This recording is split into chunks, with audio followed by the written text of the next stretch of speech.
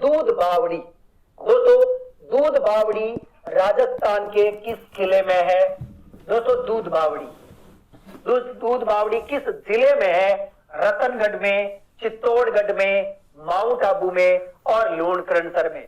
आज की हमारी लाइव क्लास का पहला क्वेश्चन आपके सामने स्क्रीन पर है, दूध बावड़ी। दोस्तों दूध बावड़ी, देखो यहां पर हम इस क्वेश्चन का उत्तर तो पहले मैं बता देता हूं। दूध बावड़ी माउंट आबू में है। दोस्तों माउंट आबू में। लेकिन जब भी कोई बावड़ी का क्वेश्चन आए, दोस्तों जब भी बावड़ी का क्वेश्चन आए तो बावड़ी होती क्या है?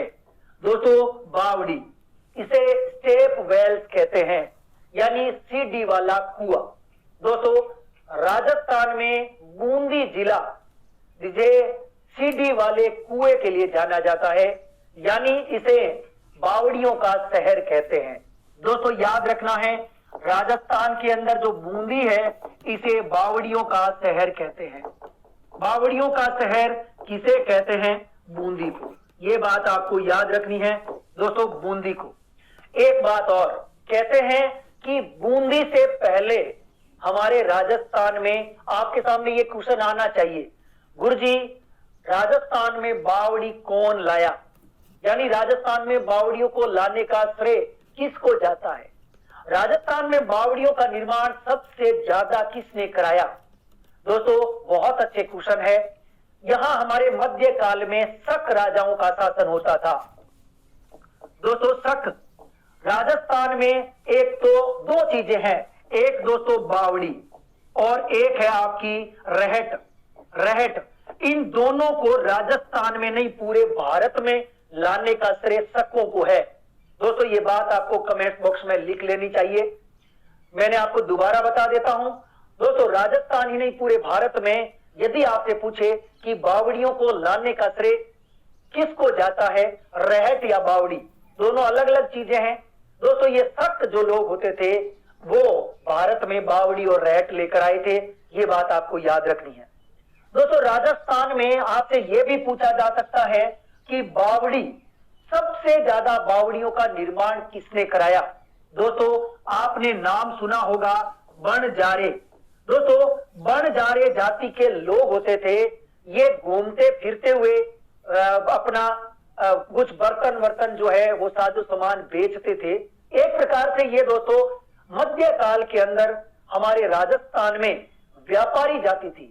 ये व्यापार करते थे, घूमते फिरते रहते थे और कहते हैं कि हजारों की संख्या में इनके पास में दोस्तों बैलगाड़ियां होती थी जिन पर सामान लदा होता था। एक स्थान से दूसरे स्थान पर ये अपना सामान बेचने के लिए जाते थे बणजारे।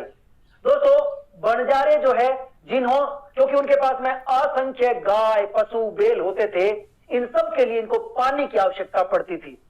दोस्तों बणजारों ने राजस्थान में सबसे ज्यादा बावड़ियों का निर्माण कराया। यदि क्वेश्चन आए तो राजस्थान में सबसे ज्यादा बावड़ियों का निर्माण किसने कराया? बणजारों ने। दोस्तों आपको याद होगा गोविंदगिरी बणजारे ही थे। गोविंदगिरी क्या थे? बणजारे। तो राजस्थान में सबसे ज्यादा बावड़ियों का निर्माण किस जाति ने कराया?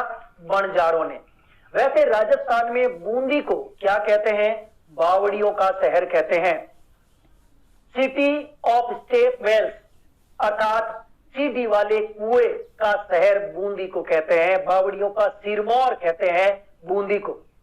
याद रखना है, बहुत इंपॉर्टेंट बात बोल दी है, बूंदी को बावड़ियों वाला शहर। दोस्तों जब भी आपके मन में बूंदी आएगा तो जरूर बूंदी की 2-3 बावड़ियां जरूर याद आएगी। हम बार बार पढ़ते हैं बूंदी की बावड़ियों को। दोस्तों बूंदी के अंदर हम रानी जी की बावड़ी पढ़ते हैं। रानी जी की बावड़ी बूंदी में है। दोस्तों वेरी इंपॉर्टेंट, एक दोस्तों वेरी इंपॉर्टेंट कई बार आ चुकी है, अनारकली की बावड़ी। हाँ जी, अनारकली की बावड़ी।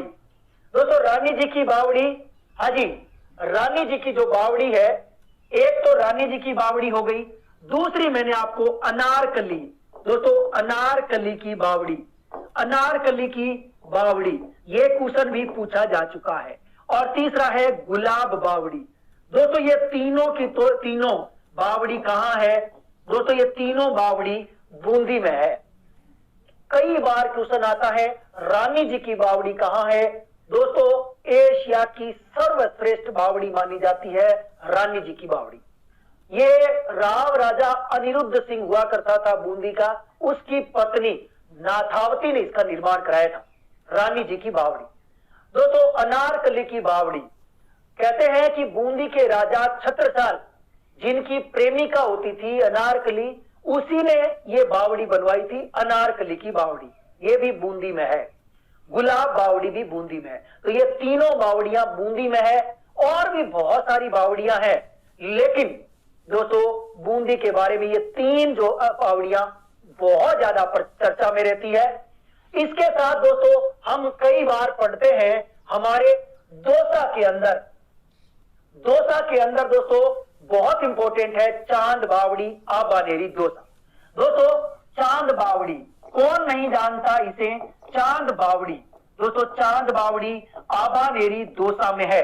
कहते हैं कि ये 8वीं शताब्दी की बावड़ी है और गुर्जर प्रतिहार कालीन बावड़ी है। और कहते हैं क्षत्रिय राजा निकुंभ ने इस बावड़ी का निर्माण करवाया था, चांद बावड़ी। दोस्तों कहते हैं कि ये तिलस्मी बावड़ी है।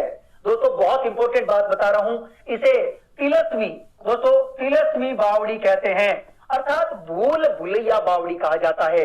दोस्तों ये बावड़ी चांद बावड़ी है आबानेरी दौसा। राजस्थान के अंदर चांद बावड़ी से प्रेरित एक बावड़ी और भी है, उसको बोलते हैं पन्ना मीणा की बावड़ी। दोस्तों वेरी इंपॉर्टेंट, पन्ना मीणा की बावड़ी। दोस्तों ये बावड़ी आमेर में है। कहां पर है? आमेर में। कहते हैं कि पन्ना मीणा की जो बावड़ी है, ये बावड़ी मिर्जा राजा प्रथम के समय बनाई गई। दोस्तों ये बावड़ी भी तिलस्मी बावड़ी कहलाती है, भूल भुलैया बावड़ी है। और ये बावड़ी पूरी की पूरी चांद बावड़ी से प्रेरित है, वैसी है जैसी चांद बावड़ी। कभी मौका मिले तो आमेर आप जाएं। तो दोस्तों आमेर के किले के ठीक पीछे की तरफ ये आमेर जो गांव है, उस गांव में ये बावड़ी बनी हुई है, पन्ना मीणा की बावड़ी। तो दोस्तों मैंने आपको ये दोनों बावड़ियां क्योंकि वेरी इंपॉर्टेंट थी, ये मैंने आपको बताई। दोस्तों दूध बावड़ी आपको पता है सिरोही में है। एक और दोस्तों नौलखा बावड़ी, क्योंकि कई बार एग्जाम में आती रहती है नौलखा बावड़ी। दोस्तों नौलखा बावड़ी कहां पर पड़ती है? नौलखा। दोस्तों नौलखा बावड़ी जो है ये पड़ती है आपकी डूंगरपुर में। कहां पड़ती है? डूंगरपुर में पड़ती है दोस्तों नौलखा बावड़ी। नौलखा बावड़ी वेरी इंपॉर्टेंट है। जबकि दोस्तों इसके जैसा एक नाम और मिलता है नौलखा सागर। दोस्तों नौलखा सागर, ये यदि आपसे पूछ ले तो ये दोस्तों कहां है? ये बूंदी में है। नौलखा सागर कहां है? बूंदी में। ये बात आपको याद रखनी है। नौलखा सागर तो बूंदी में है, जबकि नौलखा बावड़ी डूंगरपुर में है। दोस्तों यहां कहते हैं कि डूंगरपुर के राजा सहसमल जो है, उनके समय की ये बावड़ी है नौलखा बावड़ी डूंगरपुर, जबकि नौलखा सागर बूंदी में पड़ता है। ठीक है। इसी प्रकार से चेतन दास की बावड़ी, मैंने एक बार क्वेश्चन भी पूछा था, चेतन दास की बावड़ी कहां है?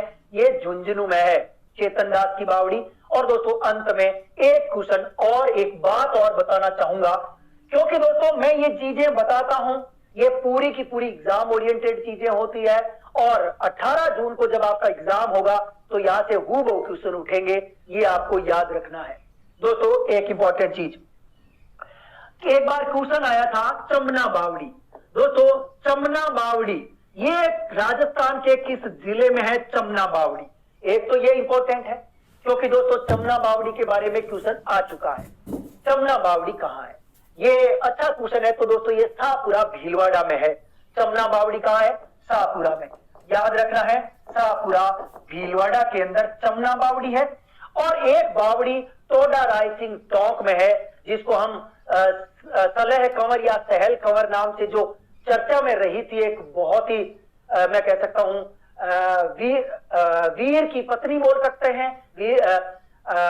राजस्थान के इतिहास के संदर्भ में यदि क्षत्राणी का दर्जा दिया जाए तो उससे बढ़कर किसी और का हो नहीं सकता, जो अपने पति को युद्ध भूमि में जाने के लिए अपना शीश तक कटवा देती है।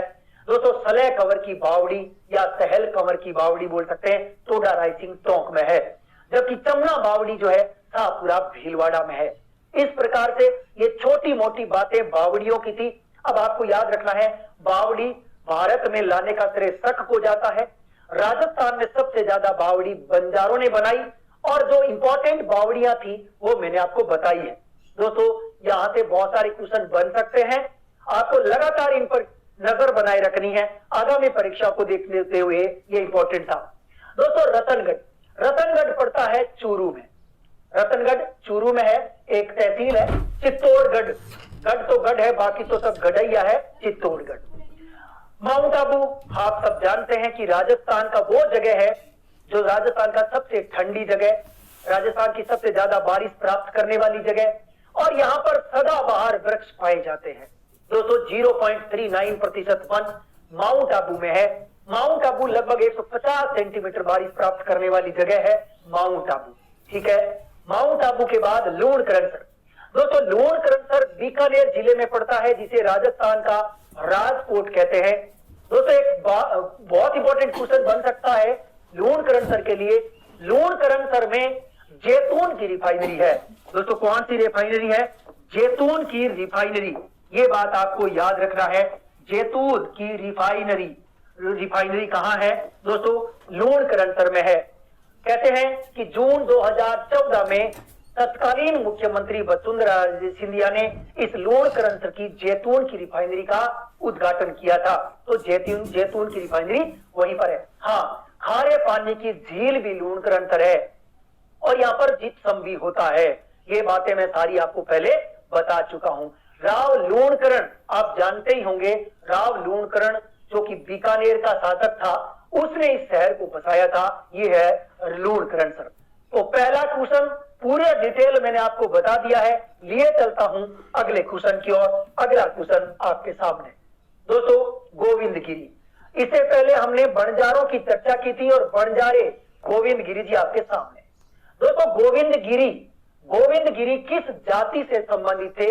ये भील थे या गरासिया थे या बंजारा या खालबेलिया? दोस्तों इस क्वेश्चन का उत्तर होगा 3 नंबर बंजारा। गोविंदगिरी कहते हैं कि गोविंदगिरी का जन्म बांशिया गांव में हुआ था। दोस्तों बांशिया गांव पड़ता है डूंगरपुर में। कहां पड़ता है? डूंगरपुर में बांशिया गांव है जहां पर इनका जन्म होता है। दोस्तों इनका जन्म हुआ 1858 में। 1858 में एक बार एक क्वेश्चन आया दोस्तों, गोविंदगिरी ने भीलों में नैतिक उत्थान के लिए, भीलों पर उस समय बहुत ज्यादा अत्याचार हो रहे थे, ऐसी स्थिति में भीलों के लिए इन्होंने सब कुछ न्योछावर करने का प्रण ले लिया था गोविंदगिरी ने।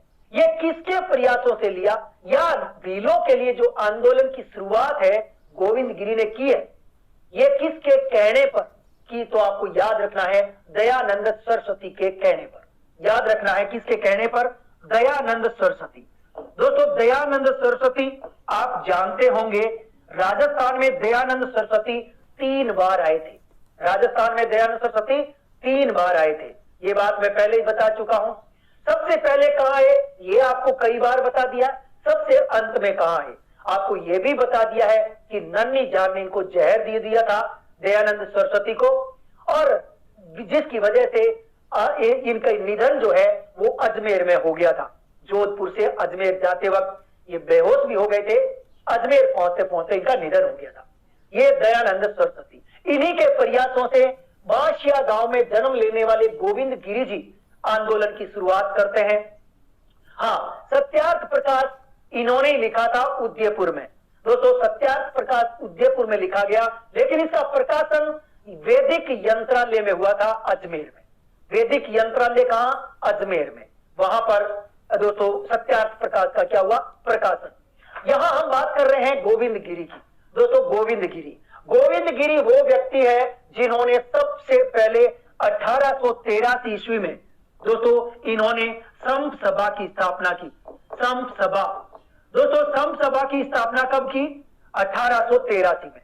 ठीक है, और आगे चल करके 1911 में दोस्तों, आगे चल करके इन्होंने 1911 में क्या चलाया?